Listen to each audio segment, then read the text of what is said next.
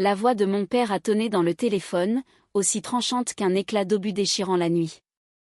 Ta sœur nous a tout raconté sur ta désertion de l'armée. Sur tes fêtes et ton comportement honteux. N'appelle plus jamais cette maison tant que tu n'auras pas appris un peu de pudeur, et que tu ne seras pas rentré pour te confesser. Tu n'as apporté que la honte à cette famille. À partir de maintenant, je n'ai plus de fille nommée Angela. La communication a été coupée. Je me suis effondré sur le carrelage froid de l'hôpital, à près de 3000 miles de chez moi.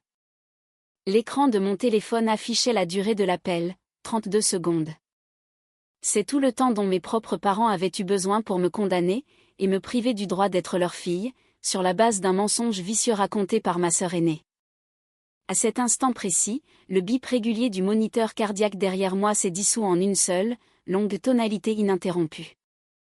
Chloé, ma sœur d'armes, la femme pour qui j'avais obtenu une permission militaire spéciale afin de rester à ses côtés pendant les derniers jours de sa lutte contre un cancer en phase terminale, venait de rendre son dernier souffle. Cette nuit-là, j'ai perdu la seule famille qui me restait dans les tranchées, et je suis tombé dans une embuscade tendue par ma propre chair et mon propre sang. Avant de continuer, veuillez prendre un moment pour aimer et vous abonner à la chaîne, mais seulement si vous voulez vraiment connaître la fin de cette histoire. Et dites-moi dans les commentaires d'où vous regardez et quelle heure il est chez vous. Quand j'étais en 4e, j'ai appris exactement ce que je valais. J'étais assise à la lourde table de salle à manger en chêne de notre maison de Hartford, faisant tourner entre mes doigts un ruban d'argent de la 2e place, celui du concours scientifique de l'État. J'avais battu 214 élèves de tout le Connecticut.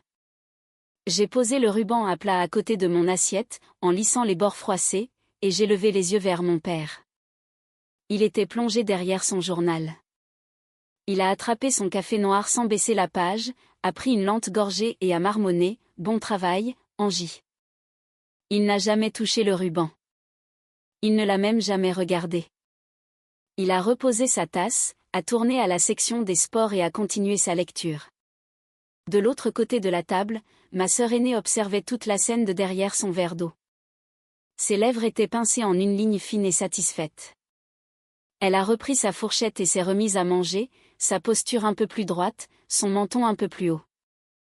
Elle venait de voir mon père m'ignorer, et ça la nourrissait. Ce même week-end, mes 2 parents étaient assis au tout premier rang pour la représentation du club de théâtre de ma sœur au lycée. Ils lui ont acheté 2 douzaines de roses. Ma mère a pris 6 photos.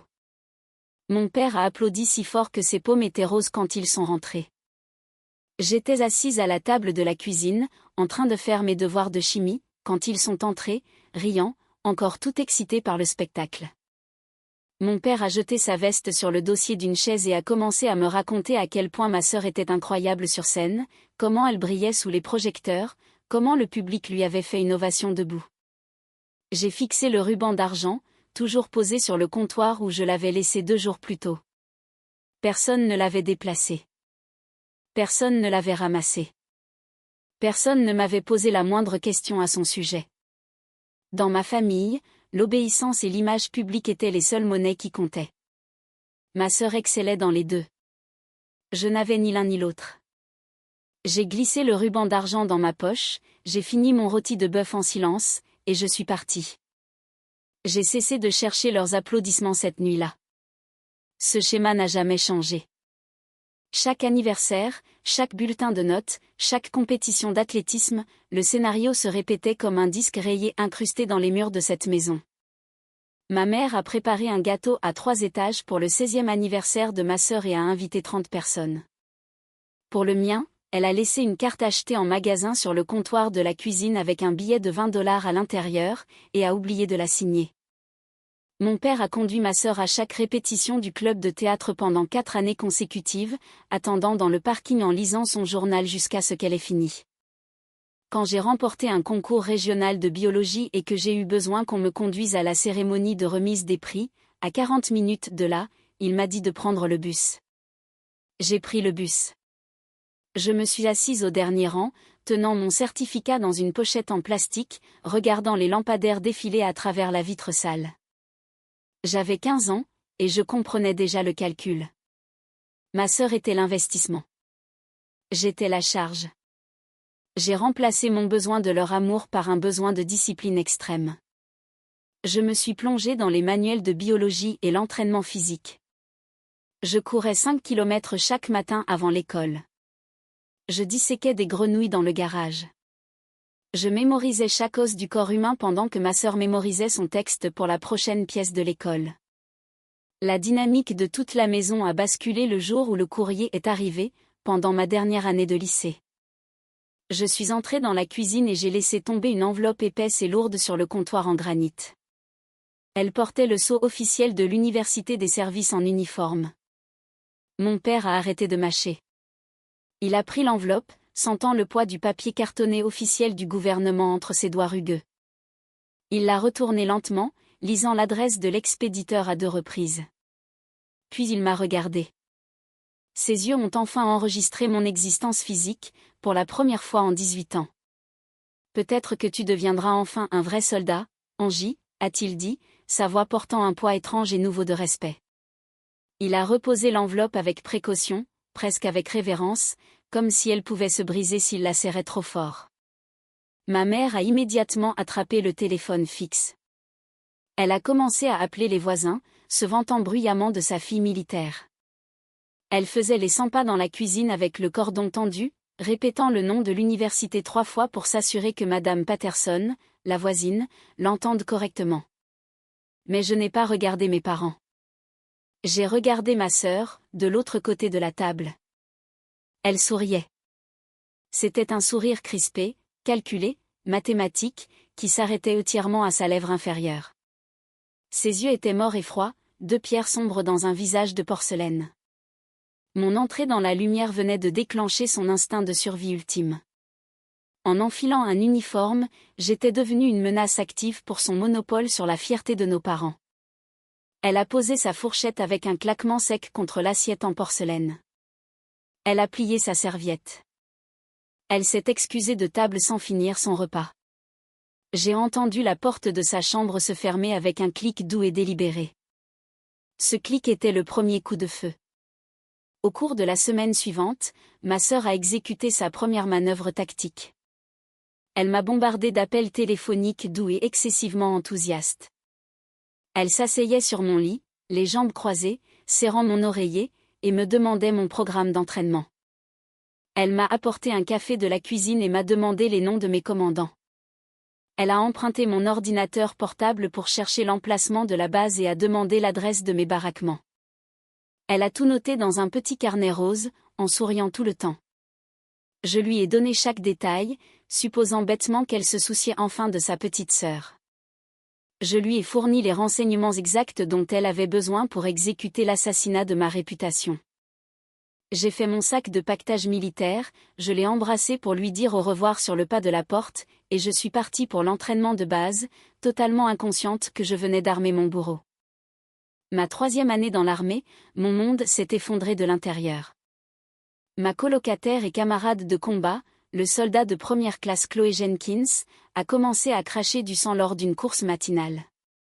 Elle s'est penchée, les genoux pliés sur la piste de gravier, les mains posées au sol, une tache rouge vif s'étendant sur la terre sous son visage. Les médecins militaires ont rendu leur verdict en 72 heures. Cancer du pancréas de stade 4, en phase terminale. Chloé était pupille de l'État. Elle n'avait ni parents, ni frères et sœurs, ni contact d'urgence dans son dossier, sauf le mien. Elle n'avait que moi. J'ai immédiatement soumis une demande formelle à mon commandant pour une permission compassionnelle. Le commandant de la base l'a examiné, tamponné, signé et approuvé légalement, tout en maintenant mon grade et ma position entièrement sécurisée. J'ai déménagé mon sac de paquetage dans l'appartement de Chloé, hors de la base. Je la conduisais à la chimiothérapie 3 fois par semaine. Je lui tenais un gant de toilette froid sur le front à 3 heures du matin, quand la douleur lui déchirait la poitrine et qu'elle hurlait dans un oreiller pour que les voisins n'appellent pas la police.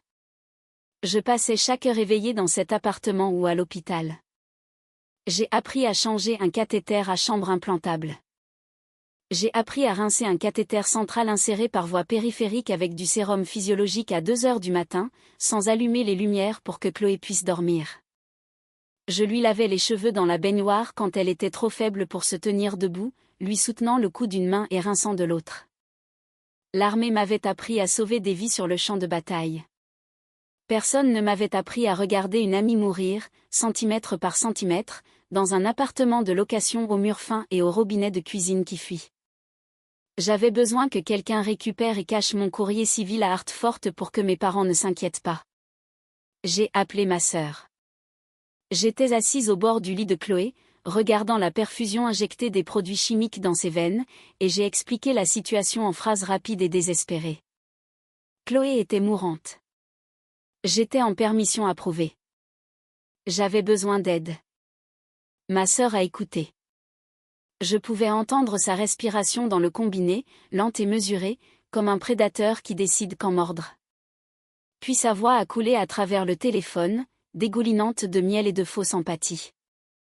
Oh mon Dieu, Angie, je suis tellement désolée. Repose-toi, c'est tout. Je ne dirai pas un mot à maman et papa. J'ai poussé un énorme soupir de soulagement. Mes épaules se sont affaissées de plusieurs centimètres. Je l'ai remerciée 2 fois. Je lui ai dit que je l'aimais. Elle m'a répondu la même chose.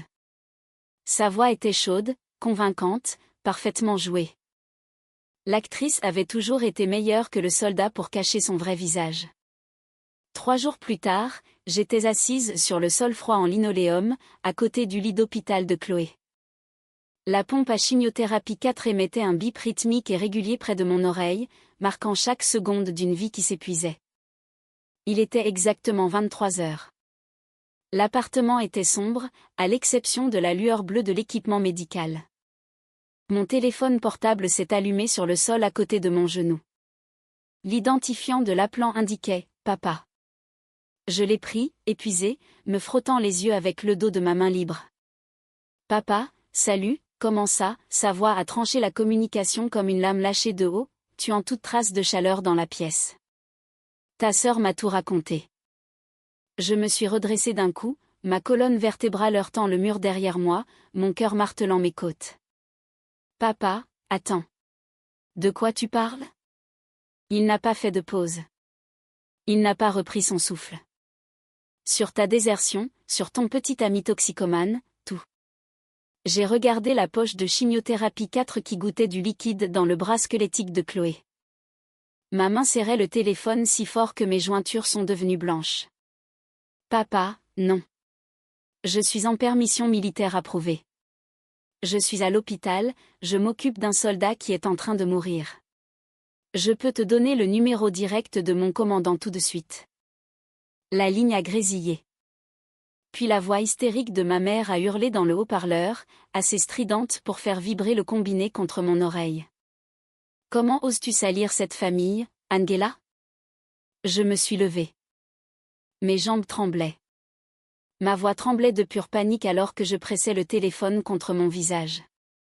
Écoutez les faits. J'ai les documents militaires ici. Je peux les scanner et vous les envoyer par email en 30 secondes.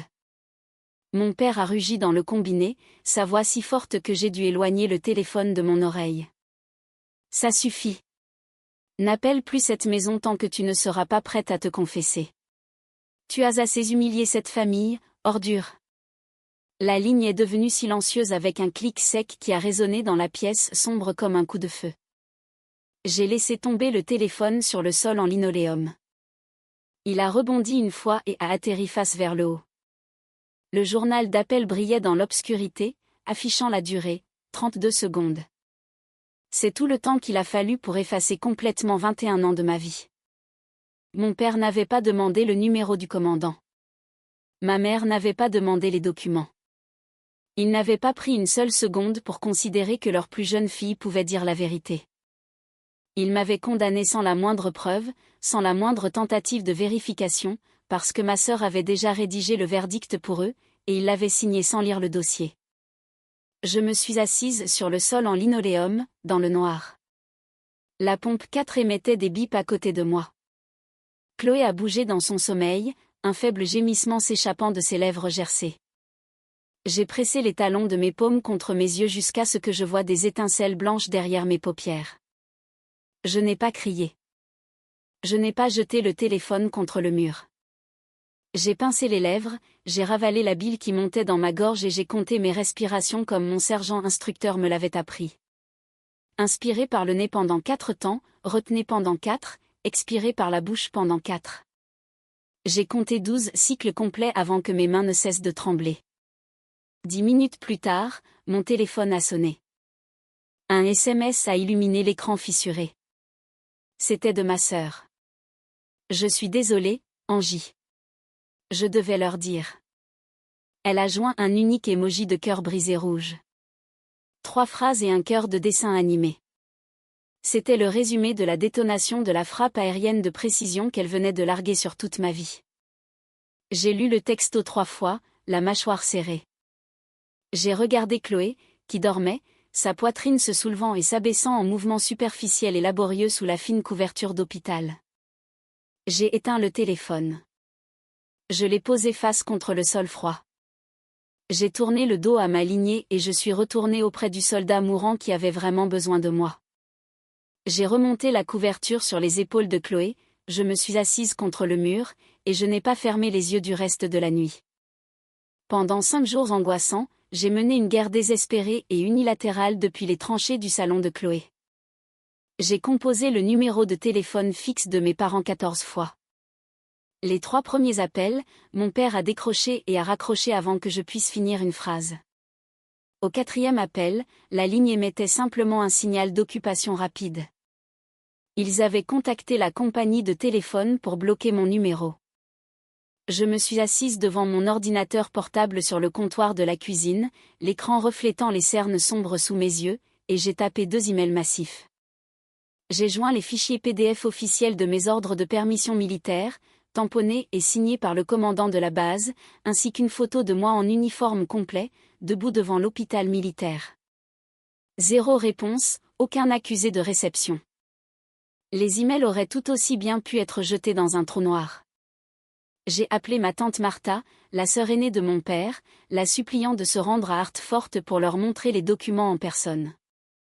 Je faisais les 100 pas dans l'appartement pendant que le téléphone sonnait, me rongeant la lèvre inférieure. 40 minutes plus tard, Martha m'a rappelé.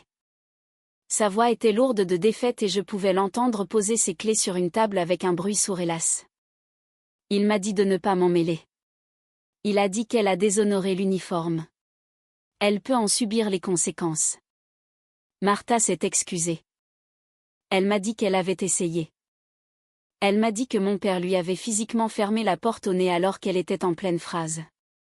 Je l'ai remerciée, j'ai raccroché, et je me suis assise sur le sol de la cuisine de Chloé, le dos contre le réfrigérateur. Le 6e jour, j'ai écrit une lettre à la main, 4 pages recto verso de mon écriture la plus soignée. Je l'ai scellée dans une enveloppe blanche, j'ai écrit l'adresse de mes parents à l'encre noire, et je l'ai postée depuis le bureau de poste de la base. Une semaine plus tard, elle est revenue dans ma boîte aux lettres. Un lourd tampon rouge était étalé sur le devant en lettres capitales, retour à l'expéditeur, non ouvert. J'ai tenu l'enveloppe à la lumière. Le sceau était intact. Il n'avait même pas pris la peine d'en déchirer le coin. Ce même dimanche, le moniteur cardiaque de Chloé est devenu complètement plat.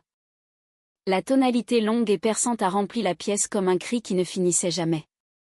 Les infirmières sont entrées, ont éteint les machines une par une, et ont tiré le drap blanc sur son visage. J'étais seule dans la chapelle de la base pour ses funérailles. J'étais la seule personne assise sur les bancs, portant mon uniforme de cérémonie, le dos droit, les mains jointes sur mes genoux. L'aumônier a lu un passage dans une pièce vide. L'air était glacial. Je n'ai pas versé une seule larme. Quand je suis retournée à notre appartement pour emballer ses affaires dans des boîtes en carton, j'ai trouvé un post-it jaune collé à ma lampe de bureau. J'ai reconnu instantanément son écriture désordonnée de gauchère. L'encre était tachée là où sa paume avait traîné sur les lettres humides. Termine la mission, Angela. Deviens l'officier médecin que je sais que tu seras. Ne laisse jamais ta lignée dicter qui tu es. J'ai décollé la note de la lampe, je l'ai pliée soigneusement une fois, et je l'ai placée dans ma poche de poitrine, juste au-dessus de mon cœur. J'ai cessé de pleurer pour toujours. J'ai plié mon chagrin en un carré serré et je l'ai enfermé dans une boîte que je n'ouvrirai plus jamais. Je me suis transformée en machine. Je suis retournée en service actif, j'ai contracté d'énormes dettes étudiantes et j'ai enchaîné des gardes de nuit interminables et brutales. L'armée se fiche que votre famille vous ait renié. Une garde de 12 heures aux urgences ne devient pas plus courte simplement parce que vous avez passé votre pause déjeuner à hyperventiler dans la salle des munitions, en vous agrippant au bord d'une étagère en métal, jusqu'à ce que les tremblements cessent. J'ai coupé mes émotions de la même manière qu'un chirurgien clampait une artère qui saigne. Rapide, net, absolu. J'ai étudié jusqu'à ce que mes yeux brûlent et que les caractères du manuel se transforment en forme grise sur la page. J'ai opéré jusqu'à ce que mes mains soient si contractées que je devais ouvrir mes doigts avec mon autre main sous le lavabo chirurgical. Je prenais mes repas debout, enfournant de la nourriture froide entre les gardes, car s'asseoir me semblait être une perte de temps. Je dormais 4 heures par nuit, parfois 3, mon réveil réglé à un volume capable de réveiller les morts. Les nuits où je ne pouvais pas dormir du tout, j'allais à la salle de sport de la base et je courais sur le tapis roulant jusqu'à ce que mes jambes lâchent. Puis je rentrais chez moi dans le noir et je me remettais à étudier. J'ai été diplômé major de ma promotion. J'ai été nommé officier et j'ai obtenu un internat de chirurgie d'élite au centre de traumatologie de Fort Vanguard.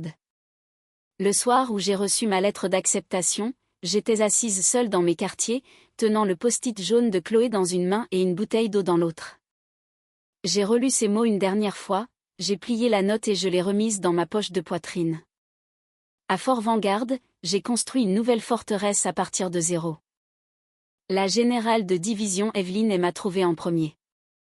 C'était une femme aux cheveux gris acier, coupés à la mâchoire, des mains qui avaient réalisé plus de 3000 interventions chirurgicales, et des yeux qui pouvaient repérer un mensonge de l'autre côté d'une salle d'opération. Elle est entrée dans le bloc chirurgical lors de mon premier jour, m'a regardé suturer une lacération sans parler, et a hoché la tête une fois quand j'ai eu fini.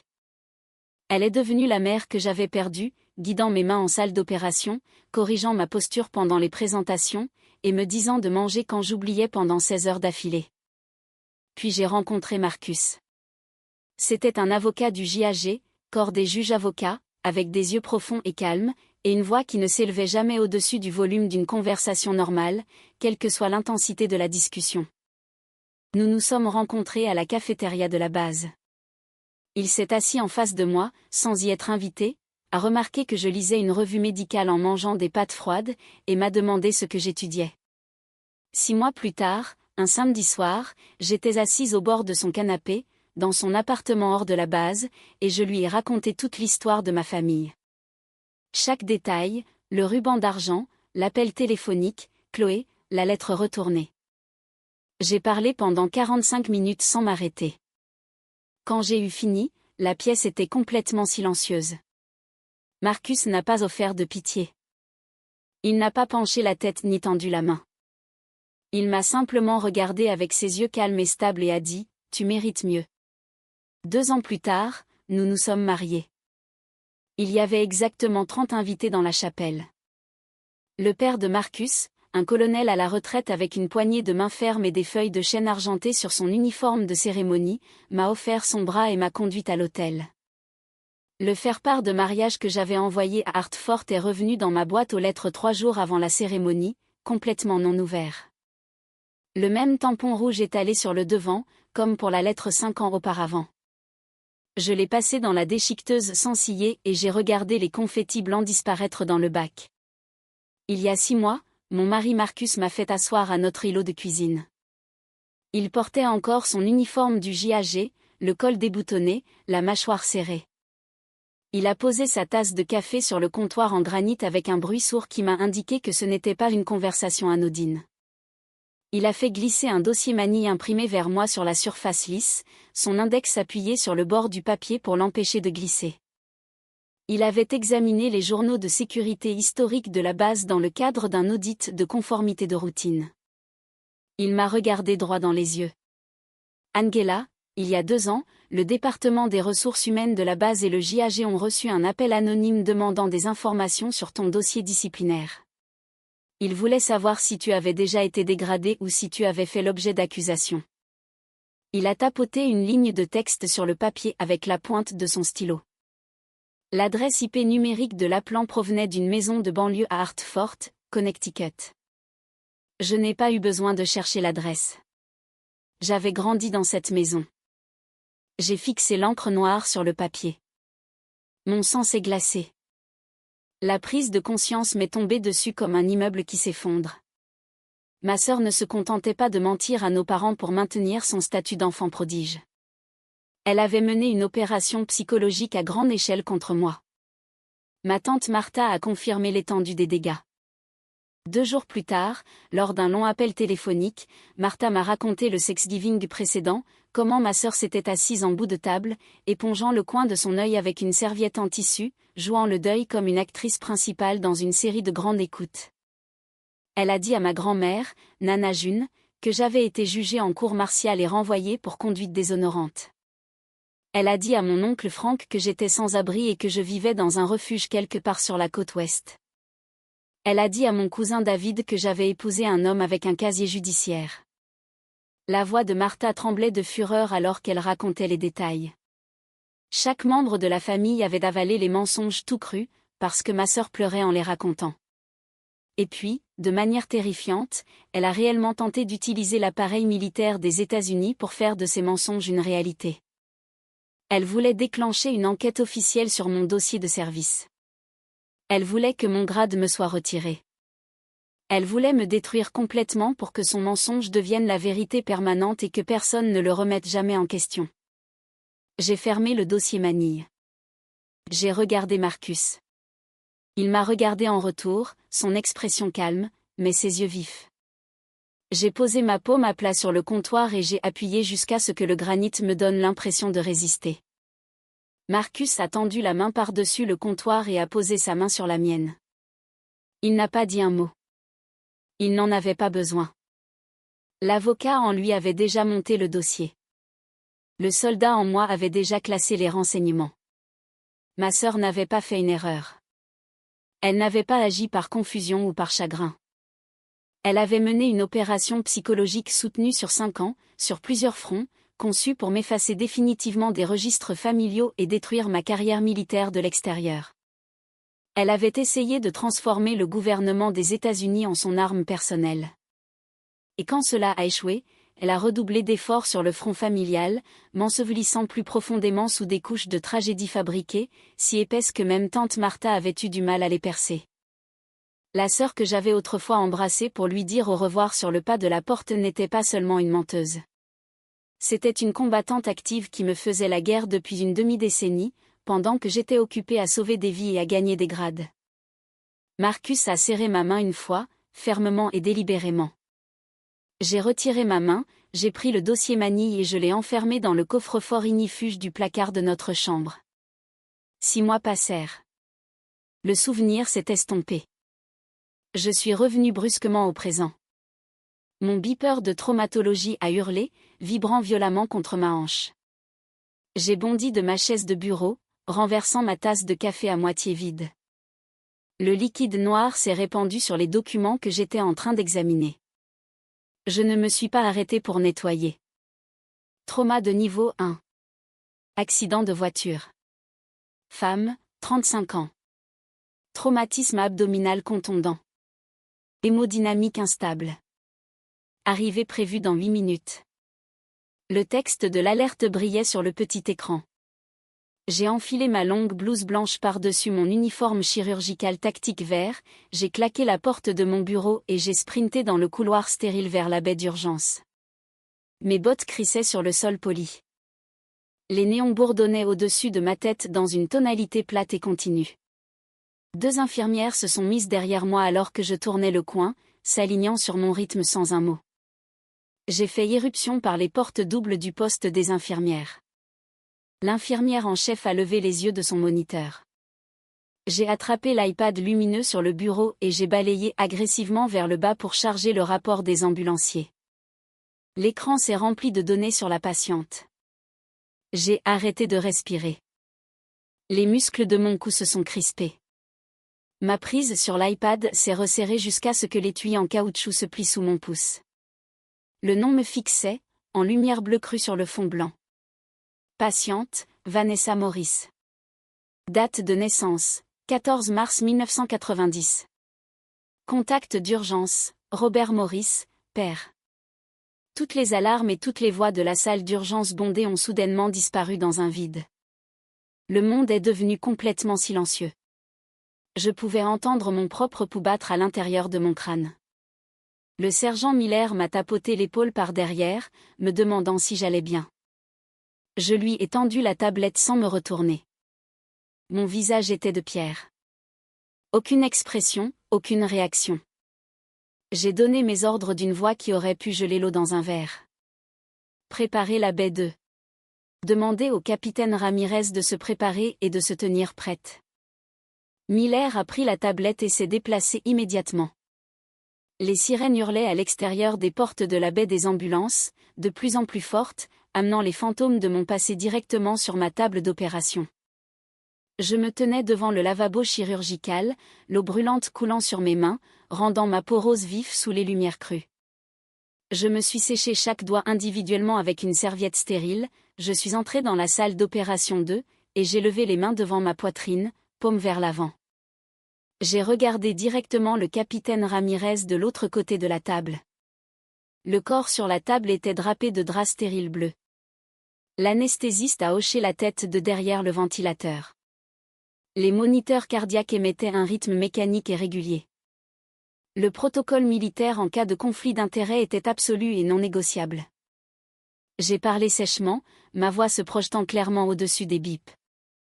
La patiente est de ma famille. Si je perds ma concentration, vous prenez le relais. Ramirez m'a regardé droit dans les yeux et a hoché la tête fermement.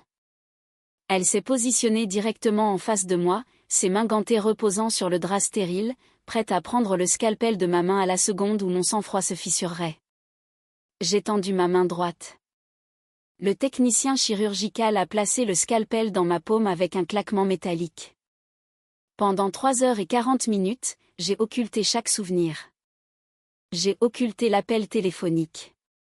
J'ai occulté l'émoji du cœur brisé. J'ai occulté le tampon rouge sur la lettre retournée. J'ai opéré avec une discipline militaire froide et absolue. J'ai clampé les vaisseaux sanguins un par un, chaque pince hémostatique s'enclenchant comme les chambres d'un revolver. J'ai retiré la rate rompue. J'ai réparé la capsule hépatique déchirée avec une suture continue, mes doigts se déplaçant en arc lisse et précis. Ramirez m'a observé tout le temps.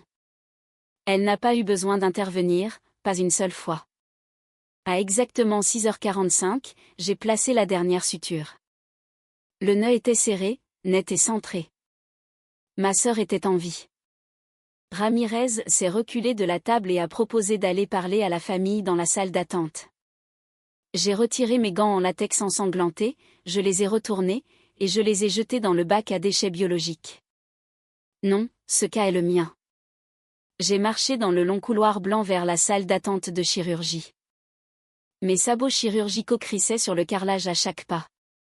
Je pouvais voir mes parents à travers la paroi vitrée au bout du couloir. Ils étaient assis avec raideur sur les chaises en plastique, leur corps rigide, leur visage gris. Mon père était penché en avant, les coudes sur les genoux, fixant le sol. Ma mère serrait un mouchoir froissé dans son poing. Ils avaient l'air d'avoir 10 ans de plus que la dernière fois que je les avais vus, c'est-à-dire sur une photo sur le téléphone de ma tante Martha, il y a 3 Noëls. J'ai posé les 2 mains sur les lourdes portes doubles et je les ai poussées. Les gonds ont gémi. Mes 2 parents ont levé les yeux en même temps. J'ai attrapé la fermeture éclair de ma veste chirurgicale tachée de sang. J'ai saisi la tirette métallique et je l'ai descendue d'un mouvement rapide et délibéré, me défaisant de la veste et la laissant tomber sur le dossier de la chaise la plus proche. En dessous, mon uniforme de campagne militaire, impeccable et pressé, était parfaitement intact. La feuille de chêne dorée d'un commandant brillait sous les lumières fluorescentes. Ma bande patronymique noire était cousue en lettres capitales sur ma poitrine. Commandant Angela Morris, chef du service de chirurgie traumatologique. Mon père s'est levé d'un bond de sa chaise en plastique. Les pieds de la chaise ont crissé sur le carrelage. Il a fait un pas en avant, la main à moitié levée. Officier, ma fille, il s'est figé en pleine phrase, ses yeux rivés sur l'insigne de commandant sur ma poitrine. Ils y sont restés pendant 2 bonnes secondes. Puis, lentement, douloureusement, ils sont remontés, passant la bande patronymique, le col, et ont atterri sur mon visage. Le choc l'a frappé comme un coup physique au sternum. Il a reculé d'un demi-pas, son talon heurtant le pied de la chaise derrière lui. Une seconde plus tard, ma mère a levé les yeux de son mouchoir froissé, a eu un hoquet de surprise, et a enfoncé ses ongles dans le bras de mon père si fort que le tissu de sa veste s'est plissé sous sa prise. Je n'ai pas bronché. J'ai gardé une posture rigide, les bottes écartées à la largeur des épaules. Mes mains jointes derrière le dos. Ma voix est sortie neutre et professionnelle, exactement comme je faisais mes comptes rendus post-opératoires à des familles que je n'avais jamais rencontrées. Monsieur et Madame Maurice, je suis le commandant Maurice, chef de la chirurgie. Votre fille Vanessa a dépassé le stade critique. Elle est en soins intensifs. Ma mère s'est jetée en avant, sanglotant mon nom, les 2 bras tendus vers mon visage. J'ai fait un demi-pas tactique en arrière, plantant fermement mon pied arrière sur le carrelage, refusant le contact physique. Elle a trébuché et s'est rattrapée à l'accoudoir de la chaise la plus proche. La voix de mon père s'est brisée comme une branche sèche. « Tu es officier ?» a-t-il balbutié, ses yeux passant de l'insigne à mon visage comme si son cerveau ne pouvait pas concilier les deux. J'ai hoché la tête une fois, un seul mouvement contrôlé du menton. Ma mère a mis ses mains en boule, couvrant tout son visage, son corps se pliant en 2 à la taille. « On pensait que tu avais déserté, a-t-elle dit. Que tu errais dans les rues. » Je les ai regardés. Mon visage était un masque de glace sculpté. Pas un seul muscle ne bougeait. Rien de tout cela n'est vrai. Mon père a désespérément essayé de retrouver son autorité patriarcale perdue. Il a redressé le dos, a bombé le torse et a élevé la voix comme il le faisait quand j'étais enfant et qu'il voulait que la pièce obéisse. Ce n'est pas le moment pour ça. Ta sœur est en soins intensifs. Je l'ai coupé avant que la dernière syllabe ne quitte sa bouche, ma voix claquant comme un coup de fouet dans la salle d'attente. Je viens de passer 3h40 à m'assurer qu'elle ne meurt pas. Alors, oui, je sais exactement où elle est. La bouche de mon père s'est ouverte. Aucun son n'en est sorti. Il a fait un autre demi-pas en arrière et s'est effondré dans la chaise en plastique derrière lui. Au même moment, les portes doubles derrière moi se sont ouvertes. Le sergent Miller est entré, ses bottes frappant le sol en cadence parfaite, a fait un salut réglementaire, sa main droite claquant à son front, et a lâché la bombe finale devant mes parents dévastés. Le général de division vient d'appeler. Le conseil médical annonce officiellement que le commandant a reçu le prix de l'officier médecin de l'année. J'ai rendu le salut impeccablement, mon bras s'élevant et s'abaissant en un seul mouvement fluide. J'ai regardé mes parents. Ma mère était à genoux à côté de la chaise en plastique, sanglotant dans le coussin du siège. Mon père me fixait, la bouche ouverte, des larmes coulant silencieusement sur ses joues mal rasées. J'ai tourné les talons et je suis parti. Si vous connaissez le sentiment glorieux de laisser votre immense succès être la vengeance ultime contre ceux qui ont douté de vous, cliquez sur le bouton « J'aime » et partagez votre histoire ci-dessous. Nous lisons chaque commentaire. Je suis entré dans l'unité de soins intensifs le lendemain matin. Le ventilateur sifflait à un rythme régulier à côté du lit de ma sœur, poussant de l'air dans ses poumons avec un soupir mécanique qui ressemblait à la respiration d'une créature dans le noir. Ma sœur était réveillée. Ses yeux étaient vitreux, injectés de sang et gonflés par l'anesthésie. À la seconde où j'ai franchi la porte vitrée, son regard s'est immédiatement posé sur mon uniforme. Ses pupilles se sont verrouillées sur l'insigne de commandant doré sur mon col comme un laser de ciblage. La couleur restante s'est entièrement drainée de son visage. Sa peau a pris la même teinte de gris que les draps de l'hôpital. On aurait dit qu'elle avait vu un fantôme, et d'une certaine manière, c'était le cas.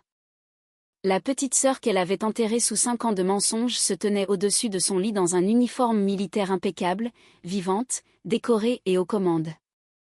Sa voix est sortie, sonnant comme du verre pilé raclé sur du béton. « Angie, écoute. Je peux expliquer. » Je me suis penchée sur les barrières métalliques du lit, plantant mes 2 mains sur la barre d'acier froide. Mon visage était complètement dépourvu d'empathie.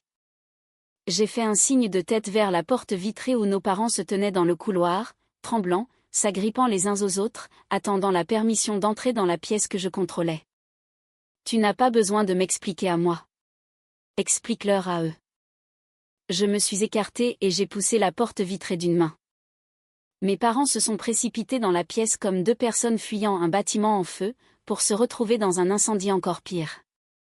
Ma sœur a instantanément déployé son arme ultime, les larmes. Elle sanglotait violemment, sa poitrine se soulevant contre les bandages chirurgicaux. Elle a pointé un doigt tremblant vers moi, criant qu'elle ne savait pas que j'étais officier. Elle a dit qu'elle avait été confuse.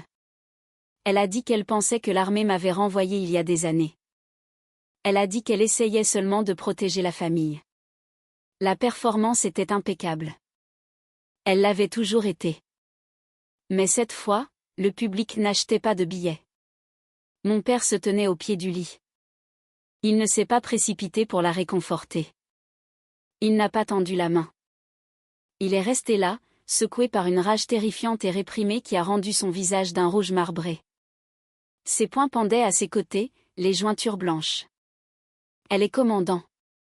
Elle est chef de la chirurgie, a-t-il beuglé, sa voix rebondissant sur les murs de l'USI si fort que l'infirmière au poste extérieur a sursauté. Ma mère a hurlé, exigeant de savoir ce qu'il était advenu des 14 appels téléphoniques et des lettres militaires que j'avais envoyées 5 ans plus tôt. Elle a attrapé le bras de ma sœur et l'a secoué. Ma sœur a paniqué. Sa respiration est devenue rapide et superficielle. Elle s'est reculée dans le coin du lit d'hôpital, remontant la couverture jusqu'à son menton, pointant un doigt tremblant vers moi. Elle détestait cette famille. Elle n'a même jamais essayé d'appeler. Le rugissement de mon père a secoué les moniteurs cardiaques. Le rythme des bips est devenu erratique sur l'écran. Parce que tu nous as dit de bloquer son numéro. À 9h45 précise, tante Martha est entrée d'un pas décidé dans l'USI. Elle n'a pas dit bonjour. Elle ne s'est pas arrêtée sur le seuil.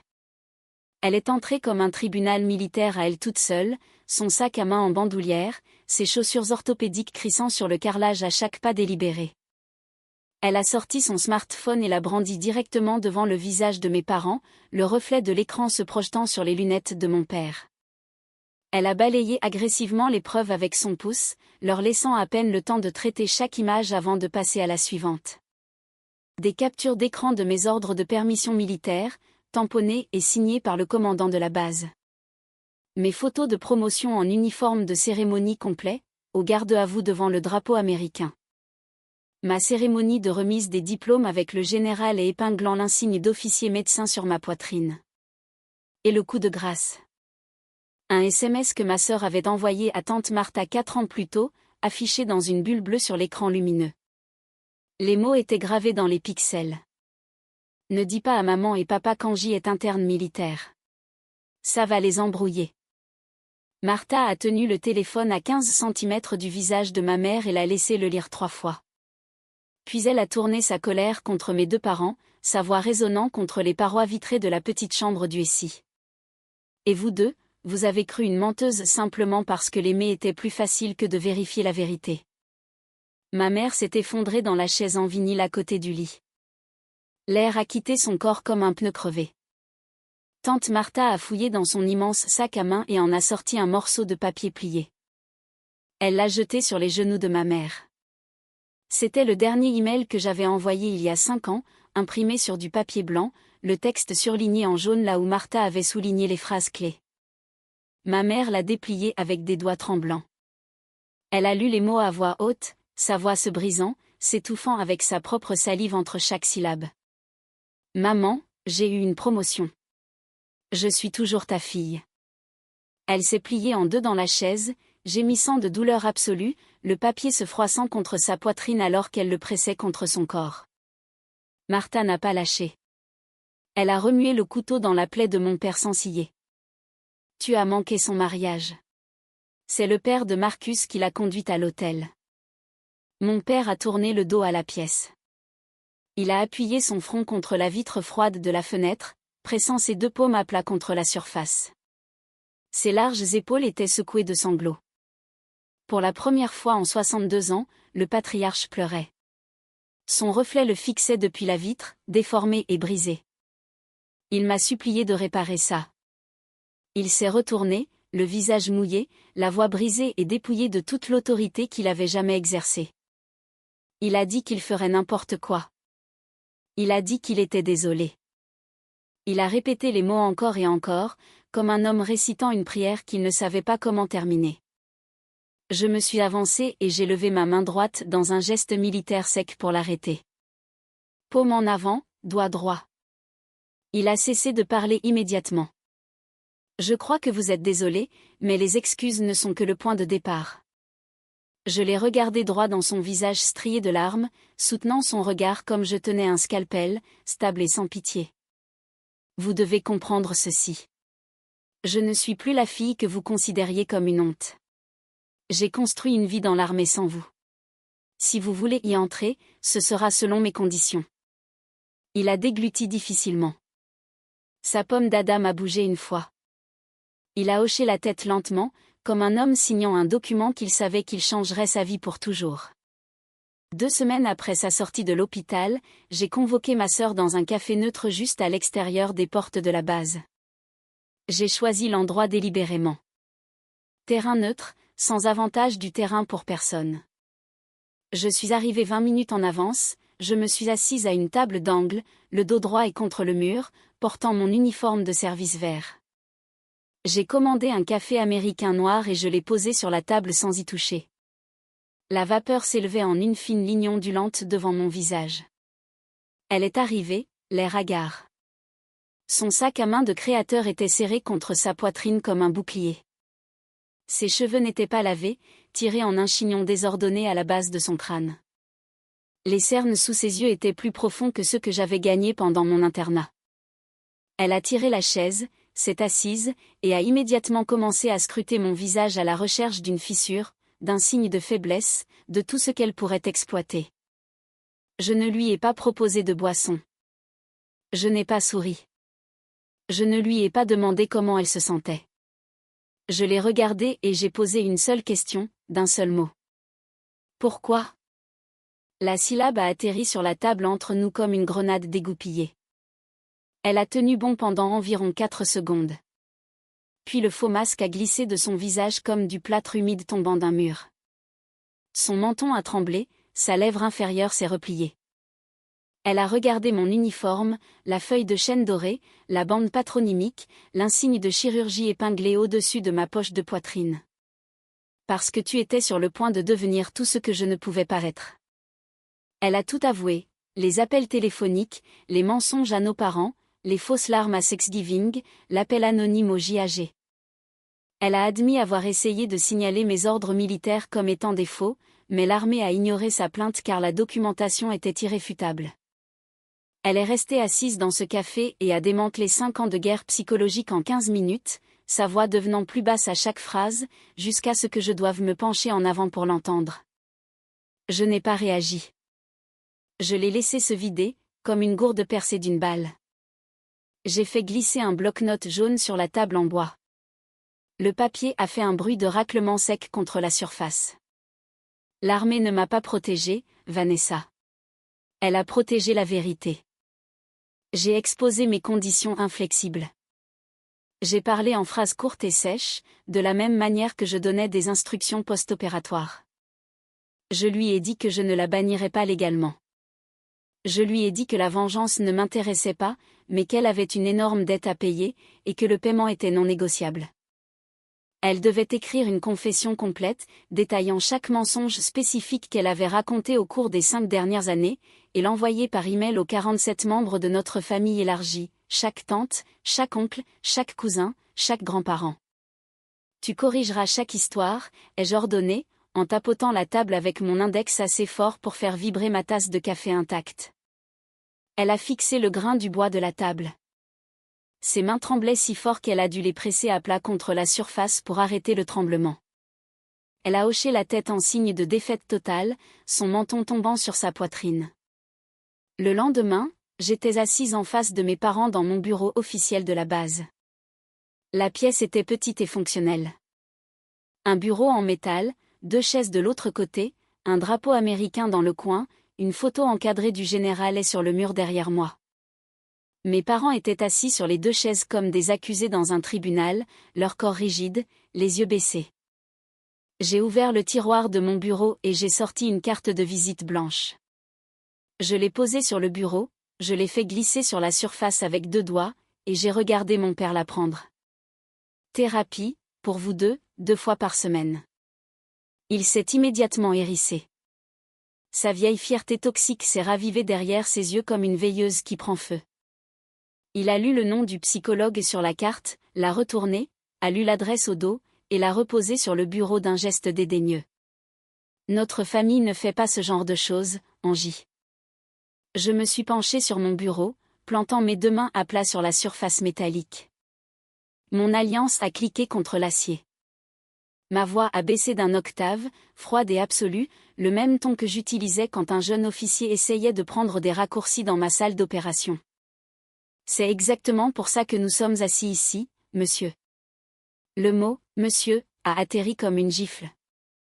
Il n'était pas mon commandant. Il n'était pas le patriarche de ma maison. C'était un homme assis dans mon bureau, dans mon bâtiment, sur ma base, se faisant dire quoi faire par la fille qu'il avait jetée. Il a dégluti difficilement, ses yeux tombant sur le sol. Il a fixé ses propres chaussures pendant 5 bonnes secondes. Puis il a pris la carte de visite blanche, l'a pliée une fois, et l'a mise dans son portefeuille en cuir sans un autre mot. Ma mère l'a regardé faire. Elle a pincé les lèvres et a hoché la tête une fois, à peine visible. Je ne leur ai pas crié dessus. Je n'ai pas pleuré. Je n'ai pas élevé la voix au-dessus d'un volume de conversation pendant toute la réunion. Je les ai traités exactement comme un peloton défaillant qui nécessitait une restructuration sévère. Ils n'étaient pas mes ennemis. Ils n'étaient pas des méchants dans une histoire. C'étaient 2 personnes qui avaient pris des décisions catastrophiques parce qu'elles avaient choisi le confort plutôt que la vérité. Et maintenant, ils devaient apprendre à la dure pourquoi ils avaient trouvé si incroyablement facile d'exécuter leur propre fille sans procès. Je me suis levée de ma chaise de bureau. J'ai ajusté mon uniforme, tirant l'ourlet de ma veste avec les 2 mains, lissant le tissu sur ma ceinture. Le geste était délibéré. Il signalait que la réunion était officiellement terminée. Mes parents ont reconnu le signal. Ils se sont levés tranquillement, repoussant leur chaise avec un léger grattement contre le sol en linoléum. Ma mère a tendu la main vers la mienne en passant devant mon bureau. Je l'ai laissé me serrer les doigts pendant 2 secondes, puis j'ai relâché.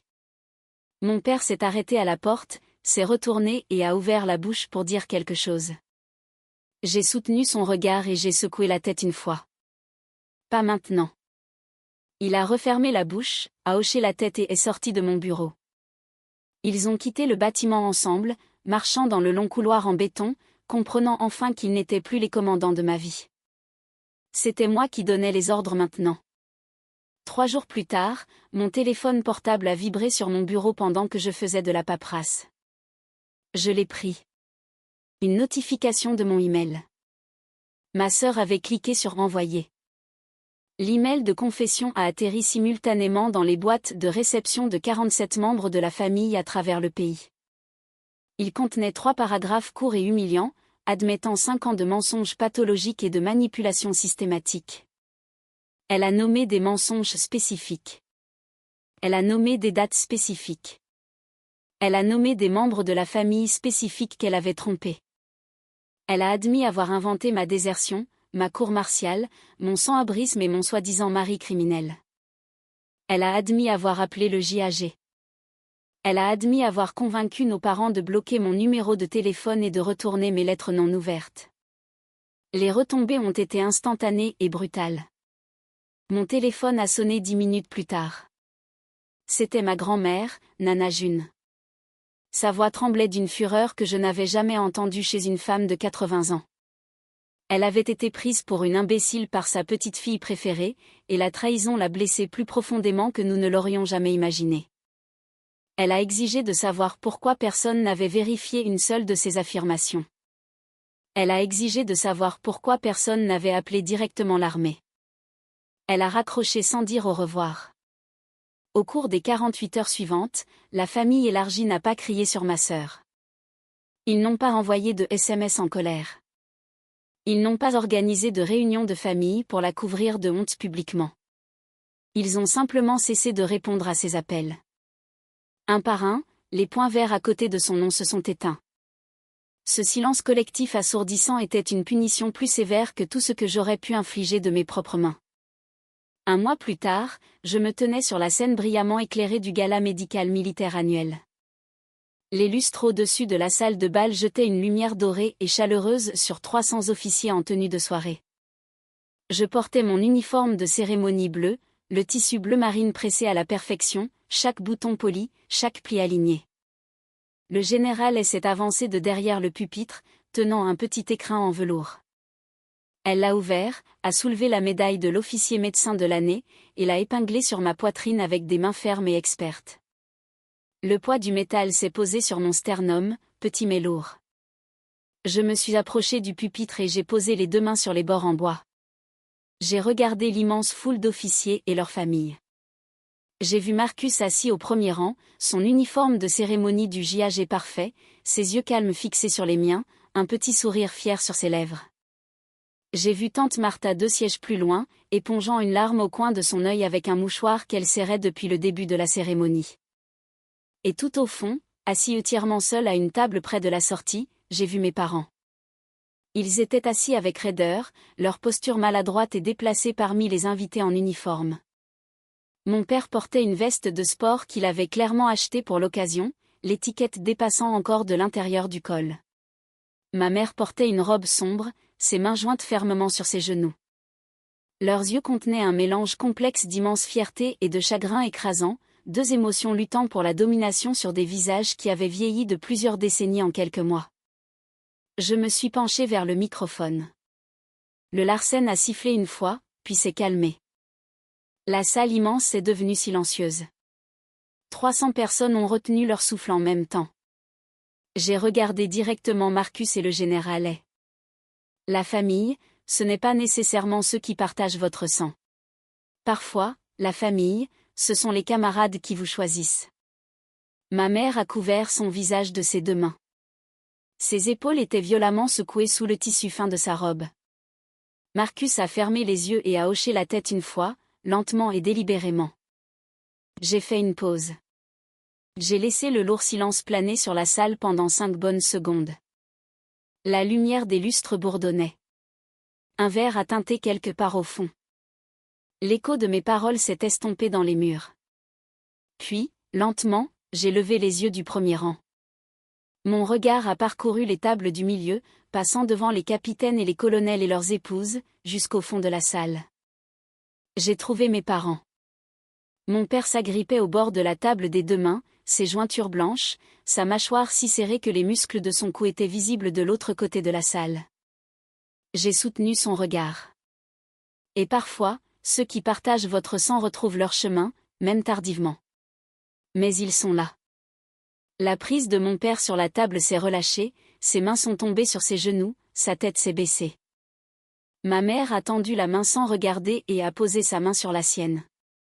Après la cérémonie officielle, la salle de réception s'est remplie d'applaudissements, de rires et des notes fluides d'un quatuor de jazz jouant dans un coin. Je me tenais près du bar avec Marcus, acceptant les poignées de main et les félicitations des officiers supérieurs. J'étais en pleine conversation quand j'ai remarqué un mouvement en bordure de la foule. Mon père traversait la salle de réception. Il ne se dirigeait pas vers moi. Il a complètement contourné le bar. Il a marché en ligne droite à travers la foule, sa veste de sport boutonnée, les épaules droites, se dirigeant directement vers mon mari. Marcus l'a vu venir. Il a posé son verre d'eau gazeuse sur le bar et s'est tourné pour lui faire face. Mon père s'est arrêté à 1 mètre de distance. Il n'a pas tendu la main. Il s'est mis au garde à vous, sa posture rigide, ses bras pressés contre ses flancs dans une imitation pauvre mais sincère d'une posture militaire. « Je te dois des excuses, mon fils », a dit mon père, sa voix épaisse de regret, à peine audible au-dessus de la musique jazz. L'homme qui l'a conduite à l'hôtel aurait dû être moi. Marcus l'a regardé un long moment. Il n'a pas souri largement. Il ne l'a pas serré dans ses bras. Il a simplement hoché la tête, offrant une reconnaissance sobre et respectueuse qui avait plus de poids que n'importe quel mot. Mon père a expiré. Ses épaules sont tombées de plusieurs centimètres. Le patriarcat avait officiellement, et publiquement, capitulé. Mes parents ont continué la thérapie. Ce ne fut pas une solution magique. Il n'y a pas eu de séance unique où tout s'est mis en place et où des décennies de dommages ont été effacés par un moment de révélation sur un canapé en cuir. C'était un travail lent, pénible et inconfortable. Ma mère a finalement affronté sa propre lâcheté avec l'aide d'un thérapeute qui ne la laissait pas se cacher derrière les larmes et la déviation. Elle s'est assise dans ce bureau 2 fois par semaine et a disséqué chaque moment où elle a choisi le silence plutôt que sa fille. Mon père a passé des heures à démanteler la fierté toxique qui lui avait presque coûté toute sa famille. Il a appris des mots qu'il n'avait jamais utilisés auparavant. Responsabilité, charge émotionnelle. Il les a notés dans un petit carnet que le thérapeute lui a donné, son écriture serrée et anguleuse, comme un homme apprenant une nouvelle langue à 60 ans. Ma sœur a survécu à ses blessures, mais elle portait quelque chose qu'aucune thérapie ne pourrait jamais enlever. Une cicatrice chirurgicale massive et irrégulière s'étendait sur son abdomen, de la cage thoracique inférieure gauche jusqu'à la hanche. Chaque fois qu'elle se regardait dans le miroir, chaque fois qu'elle changeait de vêtements, chaque fois qu'elle attrapait quelque chose sur une étagère haute et que le tissu cicatriciel se tendait contre sa peau, elle voyait le travail chirurgical de la sœur en uniforme qu'elle avait essayé d'effacer. Je n'avais pas besoin de vengeance. Je ne l'ai jamais eue. Devenir un commandant d'élite et chef de la chirurgie traumatologique dans l'un des hôpitaux militaires les plus exigeants du pays était la représaille la plus brutale possible. Mon excellence a été la déclaration la plus forte que j'ai jamais faite, et elle était permanente. C'était un dimanche matin de fin février. Une légère neige tombait sur l'allée de ma nouvelle maison, une maison coloniale en briques de 3 chambres que j'avais achetée avec Marcus juste à l'extérieur de la base. Les flocons étaient petits et secs, adhérant à peine au béton. J'étais dans la cuisine en train de faire du café quand on a sonné à la porte. Je me suis essuyé les mains sur un torchon, j'ai traversé le couloir et j'ai ouvert la lourde porte d'entrée en chêne. Mes parents se tenaient sur le porche. Mon père tenait une bouteille en verre de jus d'orange dans sa main droite, son nez rouge à cause du froid, ses gants en cuir rentrés dans la poche de son manteau. Ma mère serrait une boîte de biscuits faits maison contre sa poitrine. La même recette de pépites de chocolat qu'elle faisait quand j'étais à l'école primaire. Ils n'ont pas supposé qu'ils pouvaient simplement entrer. Ils ne m'ont pas bousculé comme mon père bousculait autrefois toutes les limites de la maison. Ils se tenaient sur le paillasson, leur souffle formant de petits nuages dans l'air froid, respectant le périmètre que j'avais fixé. Mon père a déplacé son poids de son pied gauche à son pied droit. Ma mère a pincé les lèvres et a cligné des yeux 2 fois. Je les ai regardés tous les 2 pendant 3 bonnes secondes. Puis je me suis écartée. « Entrez », ai-je dit doucement. Mon père est entré dans le couloir. Il s'est penché avec précaution et a défait ses bottes de neige, les retirant une par une et les plaçant côte à côte sur le tapis en caoutchouc près de la porte. Il s'est relevé, en chaussettes de laine, regardant autour de la maison. Il n'y était jamais entré auparavant. Ses yeux se sont déplacés lentement sur les murs. Il a remarqué la photo encadrée de ma remise de diplôme militaire, moi serrant la main du général, tandis que Marcus se tenait derrière nous en applaudissant. Il a remarqué la photo de mariage, Marcus et moi debout sous une arche de fleurs blanches, le bras de son père passé dans le mien. Il a remarqué la petite photo encadrée de Chloé qui se trouvait sur la console du couloir, un cliché d'elle riant pendant un exercice d'entraînement, son visage lumineux et vivant. Il a regardé chaque photo comme un homme lit un rapport de tout ce qu'il a manqué. Il s'est éclairci la gorge, déplaçant son poids maladroitement d'un pied à l'autre. Il s'est tourné vers moi. L'ancien patriarche, l'homme qui dirigeait autrefois la maison comme une usine, qui exigeait l'obéissance d'une voix forte et d'un doigt pointé, m'a regardé non pas comme un commandant exigeant la loyauté, mais comme un simple soldat attendant un ordre de son officier. « Je peux aider pour quelque chose ?» a-t-il demandé. Sa voix était calme, incertaine, dépouillée de toutes les armes qu'elle portait autrefois. J'ai regardé cet homme de 62 ans, debout dans mon couloir en chaussettes de laine, tenant une bouteille de jus d'orange, mettant son ego à nu juste pour m'être utile. J'ai fait un signe de tête vers le comptoir de la cuisine. Tu peux mettre la table. Il s'est approché avec des pas prudents et mesurés. Il a ouvert la porte du placard lentement, comme s'il avait peur de faire trop de bruit. Il a sorti les lourdes assiettes en céramique une par une, saisissant chacune à 2 mains. Il les a comptées silencieusement. 4 assiettes. Il les a portées à la table de la cuisine et les a posées sur le bois avec un soin méticuleux, ajustant chaque assiette du bout des doigts, s'assurant qu'elles étaient parfaitement alignées avec le bord de la table. Il a placé les serviettes à côté. Il a mis les fourchettes. Il a aligné les verres. Chaque mouvement était délibéré, presque révérencieux, comme s'il manipulait quelque chose de fragile et de sacré qu'il savait ne pas mériter de toucher. Ma mère est passée derrière moi pendant que je versais le café. Elle a enroulé ses bras autour de ma taille, pressant ses paumes à plat contre mon ventre. Elle a posé son front contre mon omoplate, juste entre les omoplates, à l'endroit exact où le post-it jaune de Chloé avait été plié à l'intérieur de ma poche de poitrine. Elle n'a rien dit. Elle s'est juste accrochée. Ce n'était pas parfait. C'était maladroit et lourd et rempli du genre de silence qui n'existe qu'entre des personnes qui se sont fait suffisamment de mal pour comprendre le poids de se retrouver dans la même pièce. Mais c'était réel. La neige continuait de tomber à l'extérieur de la fenêtre de la cuisine. Marcus est descendu des escaliers, s'est arrêté sur la dernière marche, et a observé la scène sans un mot. Il s'est approché, a tiré la 4e chaise, et s'est assis. Je suis le commandant Angela Morris. J'ai mérité mon grade. J'ai mérité mon nom. J'ai mérité le droit de me tenir dans ma propre cuisine et de décider qui s'assoit à ma table. Et lentement, selon mes propres règles inflexibles, dans des conditions que je fixe et des limites que j'impose, je me permets d'être à nouveau une fille.